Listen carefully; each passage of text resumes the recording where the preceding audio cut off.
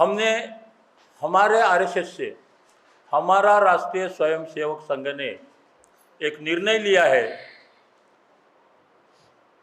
कि इस लोकसभा चुनाव में जो मोदी जी दावा आज कर रहे हैं बीजेपी 400 पार, वो 400 पार को कैसा रोक सकते, इसका मंथन हमारे राष्ट्रीय स्वयंसेवक संघ ने किया और ये निर्णय लिया है कि इस चुनाव में बीजेपी को हराना है, देश को बचाना है, संविधान को बचाना है। इसलिए 400 पार का जो सपना है बीजेपी का, वो कैसा चूर कर सकते हैं और हमारा संविधान कैसा बच सकता है। बीते 10 साल से बीजेपी यहाँ राज कर रही है और इस 10 साल में हमने क्या पाया, हमने क्या खोया, आज हमारी स्थिति क्या है। मतलब ये संविधान का पूरा उल्लंघन है। संविधान में ठीक है, अगर वो जिम्मेदार भी होंगे, भ्रष्टाचार किया भी होगा, ऐसे कई मामले हैं जो 10-10, 20-20 साल से इस देश में चल रहे हैं, लेकिन उनको ना अरेस्ट किया गया। और ताज्जुब की बात है कि पूरे विपक्ष से ही लोग भ्रष्टाचारी है क्या? बीजेपी का आज तक एक भी लोक प्रतिनिधि हो, आमदार हो, खासदार हो, मंत्री हो, उसके ऊपर एक भी केस नहीं है।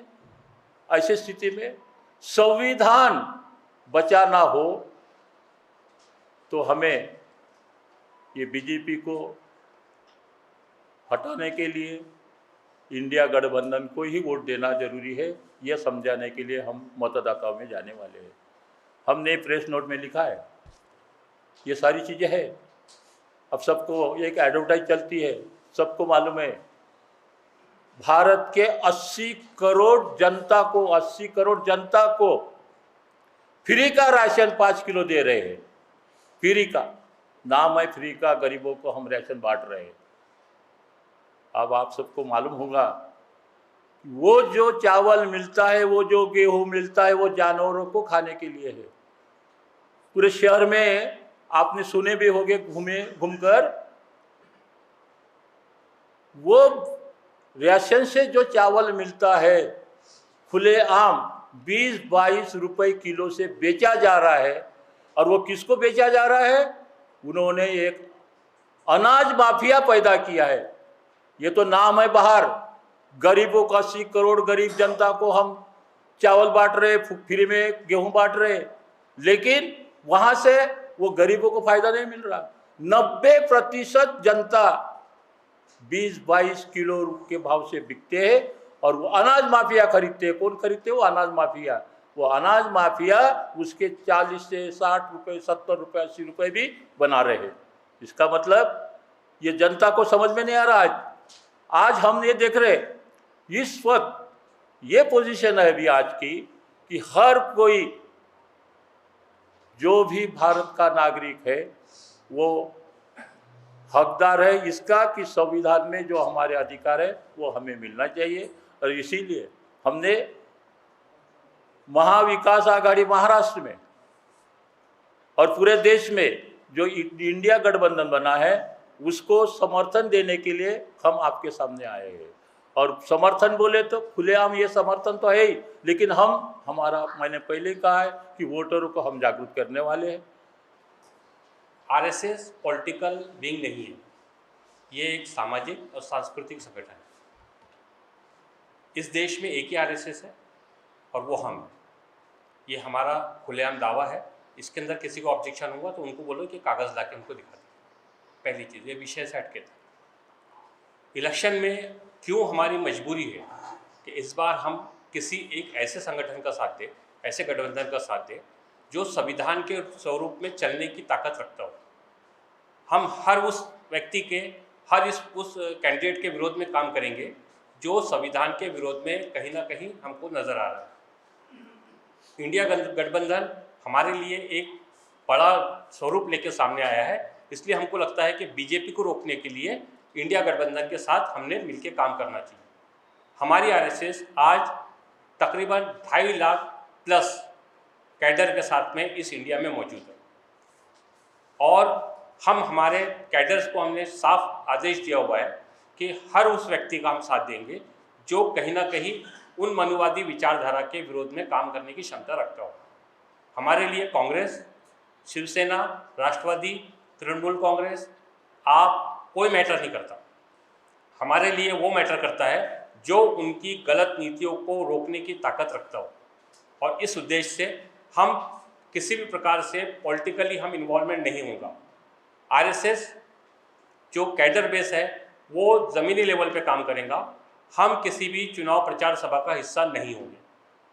हमारा समर्थन जरूर है, हम वोटर्स को उनके तरफ डाइवर्ट करने की बात करेंगे, लेकिन चुनावी सभाओं में हम किसी पार्टी विशेष का प्रचार प्रसार नहीं करेंगे, क्योंकि आज की परिस्थिति जो गुरुजी ने बताया कि जिस देश में 80 करोड़ गरीब लोग रहते हो वो देश विकसित हो गया है, ऐसा माननीय प्रधानमंत्री जी टीवी पे आके बोल रहे हैं।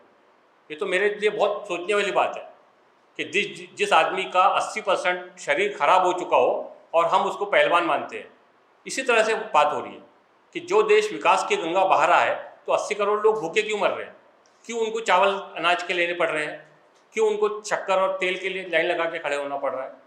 यहाँ पर जो एक प्रोपेगेंडा किया जा रहा है, मैं क्योंकि मीडिया से हूँ, मीडिया आप लोग मेरे मीडिया के साथी हैं, मैं किसी भी प्रकार से मीडिया के विषय में गलत बोलने पे यकीन नहीं रखता।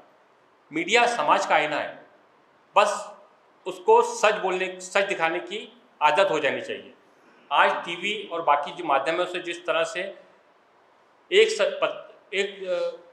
पक्ष को सत्ता में वापस लाने की कोशिश हो रही है और उसका नतीजा है 400, 500, 700 की ज़रूरत उनको नहीं है। ये सिर्फ और सिर्फ वोटरों को भ्रमित करने के लिए उन्होंने नए नए फॉर्मूले लाए हैं और वो उस पर काम कर रहे हैं।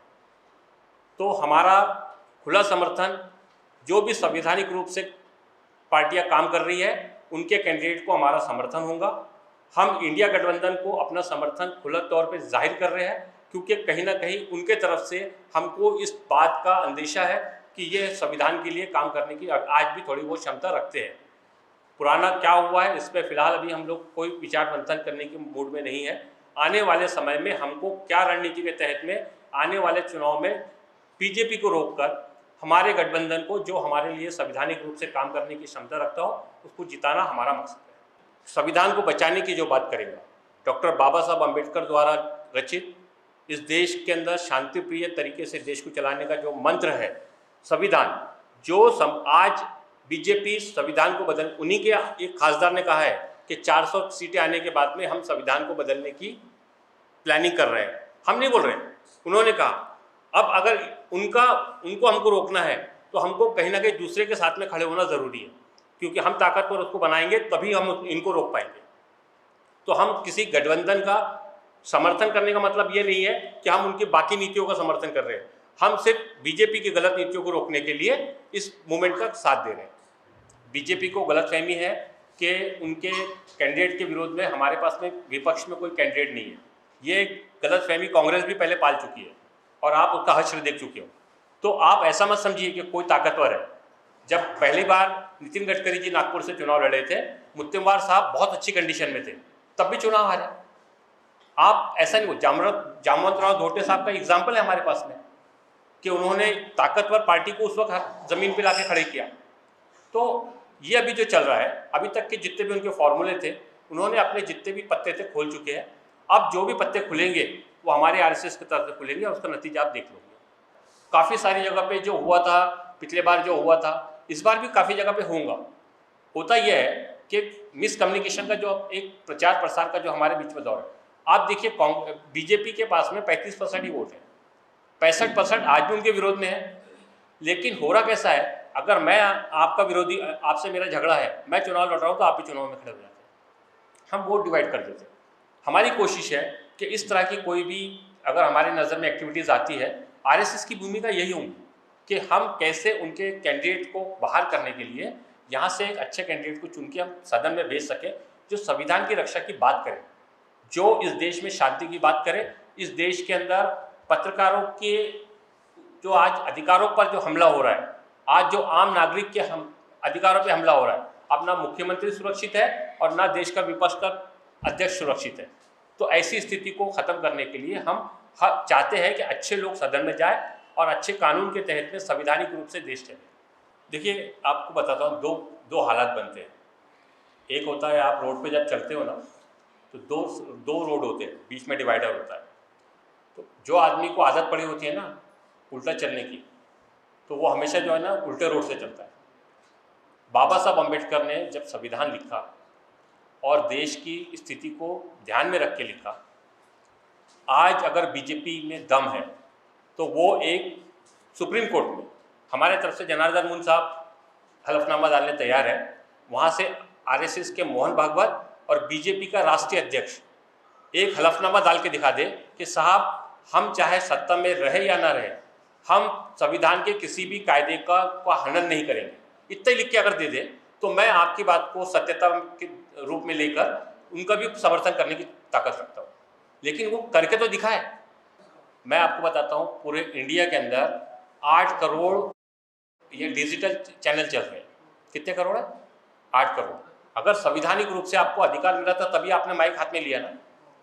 आप रुकिए, जीआर पास हो चुका है, सिर्फ फ्लैश होना बाकी है। इस देश में 2.5 लाख से ज़्यादा चैनल नहीं रहेंगे। ये आप जो माइक वाइक लेके घूम रहे हो ना, ये संविधान, ये जो है, ये मैं आपको आधिकारिक बात कर रहा हूँ। उनको पता है यही अब उनके एक जरिया है जो उनका विरोध कर सकता है। इसलिए उन्होंने कानून बनाया है कि कोई भी चैनल, अभी आप लोग के चैनल कई मरतबा बंद हो जाते होंगे अचानक में, वो कम्युनिटी गाइडलाइन के नाम पर, इसके नाम पर, जबकि संविधान बोलता है कि आप अपनी बात को रखने के लिए किसी भी लेवल पर कोई भी तरीके से बात कर सकते हो। अगर आप गलत होंगे तो आप पे आईपीसी की धाराओं के तहत कानून के तहत कार्रवाई होगी। ये जो संविधान के को चलाने की बात चल रही है, संविधान बदलेगा नहीं, आप जो बोल रहे हो, ये संविधान का हनन ही हो रहा है कि आज इस देश में सीए, एनपीआर, एनआरसी लाने की बात को कानूनी तौर पे मान्यता दे दी गई। संविधान ने बोला है जो आदमी इस देश में 5 साल तक रहा है उसको भारतीय नागरिक माना जाएगा। मैं बोल रहा हूँ क्या? आर्टिकल 5 बोल रहा है। लेकिन एनआरसी का जो आप ड्राफ्ट पढ़ोगे वो खुले तौर पे बोल रहा है कि जो आदमी उनके नियम के अनुसार इस देश के अंदर कागज नहीं प्रोड्यूस कर पाएगा वो आदमी इस देश का नागरिक नहीं माना जाएगा। संविधान को धीरे धीरे बदला जा रहा है, जो हमको समझ में देर से आएगा, लेकिन जब समझ में आएगा तो शायद बहुत सारी चीज़ें हाथ में नहीं होंगी। ऊपर का कवर संविधान के नाम का रहेगा, अंदर में कानून पूरे बदल दिए गए। और इसीलिए हम आज जो चीज़ जिस फिक्रमंदी के साथ में ये प्रेस कॉन्फ्रेंस ले, वरना हमको ज़रूरत नहीं थी। हमारे 2.5 लाख लोग काम कर रहे हैं, जो अच्छा कैंडिडेट रहता हम उसके लिए करते, लेकिन हमको खुल के आने की नौबत क्यों आ रही है? क्योंकि हमको पता है कि आज अगर हम इनको अपनी ताकत नहीं दिखाएंगे, आज मैं सबसे ज़्यादा खुश इस बात से हूँ कि आज प्रेस कॉन्फ्रेंस में आप तमाम मेरे साथी जब सामने बैठे हुए हैं। इसके पहले जब हमने प्रेस कॉन्फ्रेंस ली, मुश्किल से ऐसे 5-7 लोग होते थे। आज हमको ये लगता है कि हमारी बात को सुनने वाले लोग, हमारी बात को लोगों तक पहुँचाने वाले हमारे साथी देश में मौजूद हैं।